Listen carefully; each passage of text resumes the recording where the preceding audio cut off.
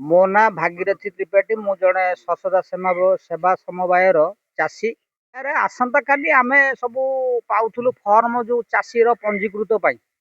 ଆଜି ଆସି ଦେଖିଲା ବେଳକୁ ଯେ ଆମର ଆଉ ଫର୍ମ ଦିଆ ହଉନି। କ'ଣ ପଚାରିବାରୁ ସେକ୍ରେଟାରୀ ବର୍ତ୍ତମାନ କହୁଛନ୍ତି ଯେ ଆପଣଙ୍କର ଏଠି ଆଉ ହବ ନାହିଁ, ଏଟା ଅଲଗା ସୋସାଇଟିରେ ଏଗୁଡାକ ସବୁ ଧାନ ଫାନ ଟେକ୍ ହବ, ଆଉ ତୁମର ଏଠି ସୋସାଇଟିରେ ଧାନ କିଣା ହେଇପାରିବ ନାହିଁ। ଆମେ ପଚାରିଲୁ କାରଣ କ'ଣ? ନା କାରଣ ଯେ କିଛି ଲୋକଙ୍କର ଏଠି ଅସୁବିଧା ହଉଛି ଧାନ ଦବାରେ। ଯେଉଁମାନେ ବେପାରୀ ଲୋକ ସେମାନେ ସୋସାଇଟିକି ଆସୁନଥିଲେ, ଏସ୍ଏଚଜିରେ ଗଳେଇକି ଦଉଥିଲେ। ଚାଷୀ ଠିକ ଭାବରେ ଧାନ ପକେଇ ପାରୁନଥିଲେ। ସିଏ ଚାହୁଁଛନ୍ତି ଯେ ବର୍ତ୍ତମାନ ଅଲଗା ସୋସାଇଟି ନାମି ଯଥା ଏଠୁ 15 କିଲୋମିଟର, ଏଠୁ ରହଣିଆ 8-10 କିଲୋମିଟର ଚାଷୀ ଯିବେନି। ତାଙ୍କ କାର୍ଡ ଫାର୍ଡ ନେବେ, ତାଙ୍କର ପଇସା ମାନେ ତାଙ୍କ କତରୁ କିଛି ପ୍ରଫିଟ କରି ତାଙ୍କର ଚଳିବେ, ତାଙ୍କ ସଂସାର କରିବେ, ତାଙ୍କର ପଇସା ପୁଞ୍ଜି କରିବେ। ଏଇ ଜିନିଷ ଚାଷୀକି ଶୋଷଣ କରିବା ନୀତି ସେ ଗୋଟେ ଅବଲମ୍ବନ କରିଛନ୍ତି। କେବଳ ଶାସକ ଦଳର ଲୋକ ଏଇଟା ହିଁ କରୁଛନ୍ତି। କାରଣ ତାଙ୍କର ଯେହେତୁ ସରକାର ଅଛି, ସେଇ ହିସାବରେ ଏମାନେ ଚାହୁଁଛନ୍ତି ଏଠି କିଛି ଆମେ କରେଇ ଦବୁ ନାହିଁ, ଏ ସୋସାଇଟିକି ମାନେ ଟୋଟାଲ ନଷ୍ଟ କରିଦବୁ, କିଛି ଆମେ ଲୋକଙ୍କର ଉପକାର ବା ସେବା ପାଇବା ଯୋଉ ଆବଶ୍ୟକ ଏଠି ପାଇପାରିବେ ନାହିଁ। ଏଇଥିପାଇଁ ତାଙ୍କର ଗୋଟେ ଚାଲିଛି ରୀତିମତ।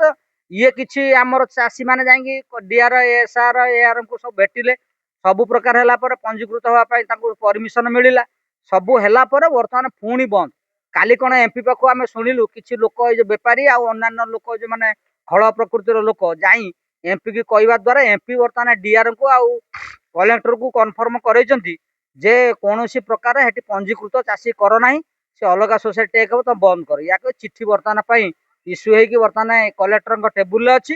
ଆସନ୍ତା କାଲି କ'ଣ ହବ ତାର ଭବିଷ୍ୟତ, ସୋସାଇଟି ଏଠି ବନ୍ଦ ହେଇଯିବାର ଭବିଷ୍ୟତ ଯାହା ଜଣା ପଡୁଛି। ଚାଷୀ ମାନେ ଏଠି ଉପକୃତ ହେବେ ନା ଅବହେଳିତ ଅବସ୍ଥାରେ ରହିବେ, ସେମାନଙ୍କର ଉଦ୍ଦେଶ୍ୟ। ଆଉ ଦାବି ଆମର ରହିଛି, ଯଦି ଆଜି କାଲି ସୁଦ୍ଧା ଜିନିଷ କିଛି ସର୍ଟ ଆଉଟ୍ ନ ହୁଏ, ନ ଛିଡେ, ଆମେ ଯଦି ଏଠି ପଞ୍ଜୀକୃତ ନ କରୁ, ସାର ଠିକ ଭାବରେ ନ ପାଉ, ସୋସାଇଟି ଯଦି ବନ୍ଦ ହୁଏ, ରାଜରାସ୍ତାକୁ ଓହ୍ଲେଇବୁ ବୋଲି ଆମେ ଚାଷୀ ମାନେ ସଂକଳ୍ପ ନେଇ ସାରିଛୁ। ଆମର ବର୍ତ୍ତମାନ ବିଲବାଡିରେ ଧାନର ଯୋଉ ପରିସ୍ଥିତି ବନ୍ୟା ବାତ୍ୟାରେ ଭାସି ଯାଇଛି, ଆମେ ବର୍ତ୍ତମାନ କ୍ଷେତ ପାଖକୁ ସବୁ ପ୍ରାୟ ଲୋକ ପଳେଇଛନ୍ତି। ଆମେ ସବୁ ଡାକି ସାରିଲୁଣି।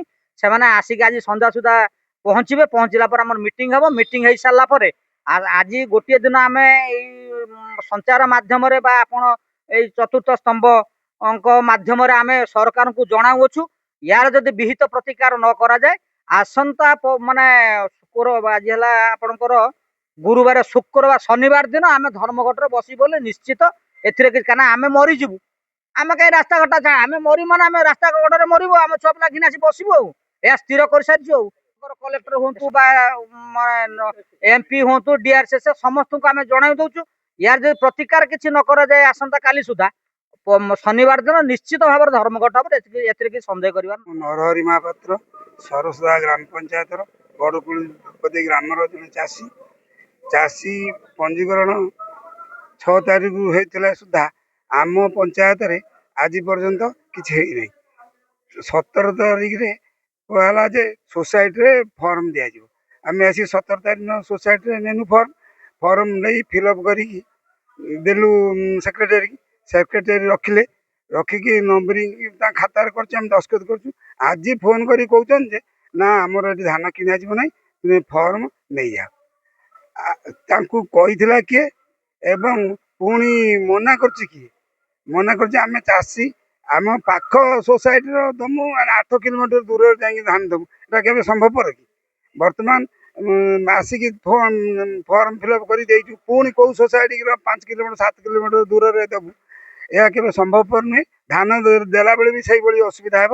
ତେଣୁ ଆମେ ସରକାରଙ୍କୁ ଅନୁରୋଧ କରୁଛୁ, ଆମର ସୋସାଇଟିକୁ ବଞ୍ଚେଇ ରଖିବା ପାଇଁ ଏଇଠାରେ କରାହଉ। ଆମେ ସମସ୍ତେ ସରସଦା ଗ୍ରାମ ପଞ୍ଚାୟତ ପ୍ରତ୍ୟେକ ଚାଷୀ ଉପକୃତ ହେବେ। ଏତିକି କହି ନହେଲେ ଆମେ ତାର ବିକଳ୍ପ ବ୍ୟବସ୍ଥା କରିବୁ, ରାଜରାସ୍ତାରେ ରହିବୁ। ନହେଲେ ବି ଚାଷୀ ବି ଦରକାର ମାନେ ଆତ୍ମହତ୍ୟା ଦେବା ପାଇଁ ବି ପଛେଇବେ ନାହିଁ।